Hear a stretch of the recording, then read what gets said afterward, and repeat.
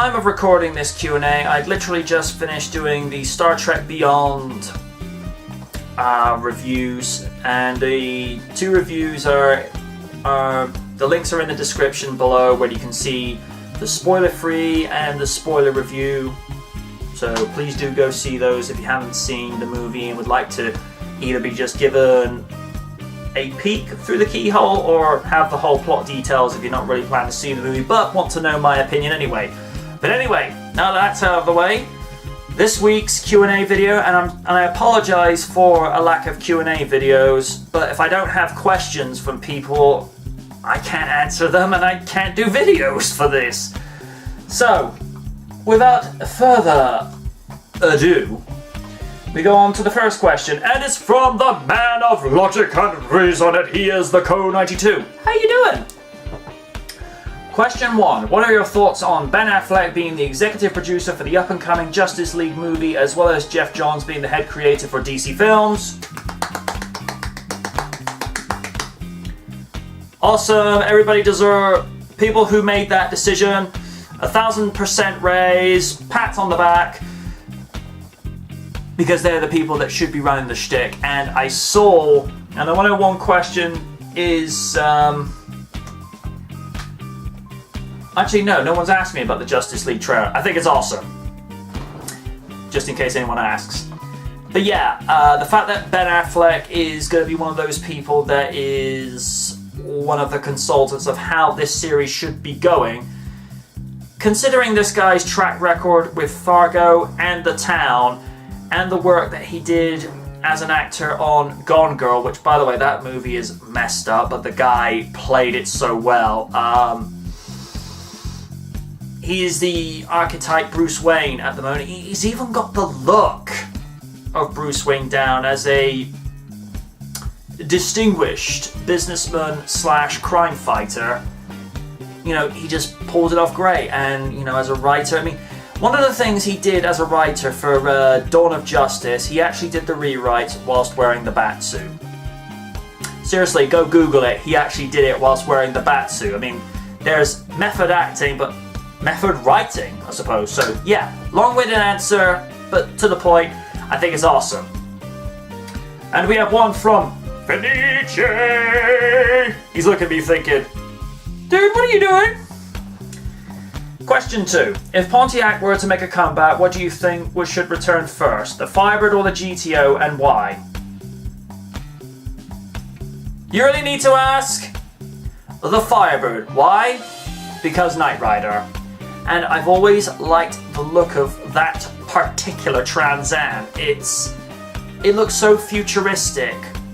Even in the early 80s, you know, for an American car with great lines. I mean, even when you look at that car today, based on the lines it has now, it's still a great looking car.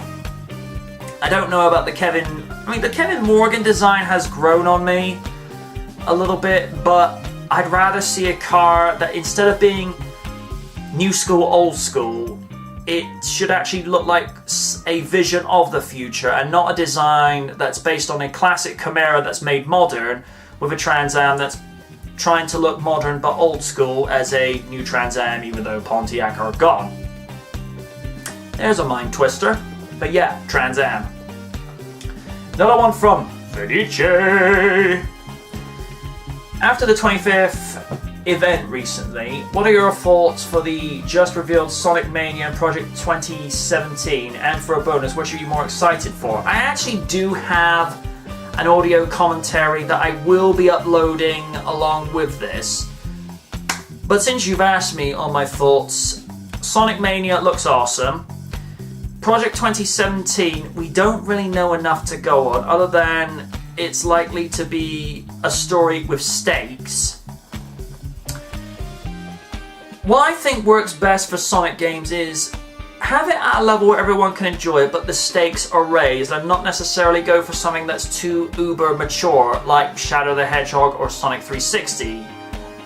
If anything, have it at a level like Sonic Unleashed, where there's a little bit of darkness to it, but the general Sonic formula of being for everyone is still overriding it. So I'd say that's the best thing to go with. Don't get me wrong, I'm hyped for Sonic Mania. I don't know why some people are bad-mouthing it, saying it's pandering to the, you know, the nostalgia cliques or clicks and whatnot. The way I look at it is, this game is just going to be a physical embodiment looking back at 25 years of Sonic the Hedgehog. And considering Christian Whitehead, who did the physics for Sonic CD, has been brought in for Sega because they know that he can do it right. It's like, you know, let's just get somebody who knows what they're doing. And from what I've seen, it looks like Sonic meets Mario Maker with the way that the levels have been done to a certain degree. It's like, you know, like putting Mobius rings from Emerald Hill, but put them in Green Hill Zone, and just do it in a way whereby fans design a level, but do it in a way they want to be tested. Now, if you ever play Mario Maker, and you come across a level known as Fernando, which my brother, the Random DCE, based that off of the character Fernando Whitmore that Ned Flanders plays in the Simpsons homage to the 80s intro. That's what he named it in honor of, and even the mighty Tarasun has struggled. Even Oni Rakaku has struggled. It's like, damn you, Fernando! I played it. I've not played it, but I've seen Random play it a couple of times, and even he struggled. See, this is a guy that strives for perfection with what he does. Just look at what he does with his sprite-based comics on his DeviantArt page. The man doesn't like to rest on his laurels. He wants to push what he can do. So yeah, I'd say at the moment I'm probably more excited for Sonic Mania, but I'm curious to see what Project Sonic 2017 is going to give us. And the thing is, classic Sonic's shown up again, but it's when it says join the resistance at the end of the trailer, it's like, that leads me to think there's going to be more. So are we going to see a team up of modern, classic, Boom, Saturday Morning, Adventures of, Underground, and Sonic X show up? Who knows? And it says join the resistance. I've got a feeling that could be the title, Sonic Resistance. See if I'm wrong? And here's a question from Throwback Jr. How's it going, buddy? What are your thoughts on the... Oh, we just answered that with the... what Fenice asked, but... Yeah, I think they look absolutely great. Particularly the... I mean, Random played the music from Studiopolis, and I was getting so many Sonic CD flashbacks. I'm like, oh, I'm liking this. You know, it's got a very jazzy, funky feel to it. And there's a little bit, I've noticed, it's very subtle, but you can hear a little bit of Tidal Tempest. Not an exact copy, but there's influences in the background. So, yeah, I'm super psyched for both of them. I think it's going to be awesome. I think these games, and consider they're going to turn the tide for Sonic now. But this is something he's needed for so long. You know, after the kind of lukewarm reception that Sonic Lost World got, and the less we say about Sonic Boom, the better. The fact that Sega are taking their time with these games, it's like, maybe they've listened. And with the movie coming up for the 27th anniversary, and I'm a little bit worried because it's Sony. I mean, you know, the writing's on the wall with the Ghostbusters reboot. I mean, it debuted at number 2 in the box office in the States with just 46 million.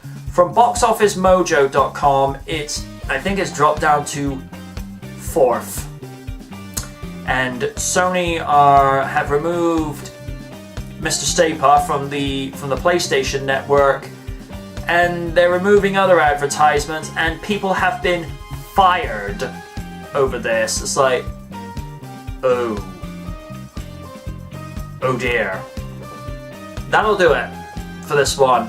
Until next time, you know, leave a question in the comment section below, whether this is on dynamicnight.com, YouTube, Facebook, or even River City Gamers. How you doing, Zero and the guys? Or leave a question on my Twitter link in the outro. But until then, guys, ask again.